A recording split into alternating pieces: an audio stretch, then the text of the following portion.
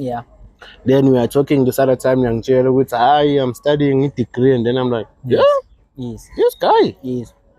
Lo muntu ngathi angisamazi umuntu omusha lo mangihlangana naye ngidinga introduction akusasilo umuntu engimazi. Yeah. I understand.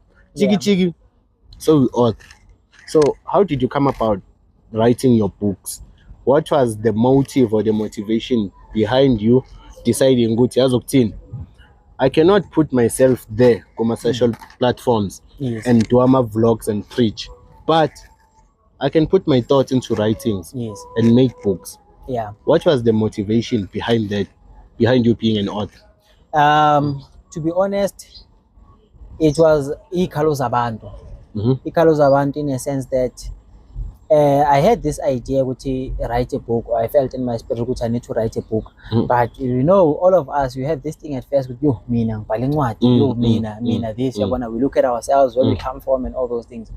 So, in coming to Upala Inwati, I can purely say they come from God, from Unkulunkulu ufuna impact abantu. You know, when you do a research, over 200,000 yabantu, over 200,000 yabantu bayafa, commit suicide on a daily basis. You know, they commit suicide, plus over 500,000, over millions yabantu, man, they go through depression, you know, for izinto ezincane. So it was basically there to I need to ukhumbuza abantu ukuthi the first one let you are God's perfect creation.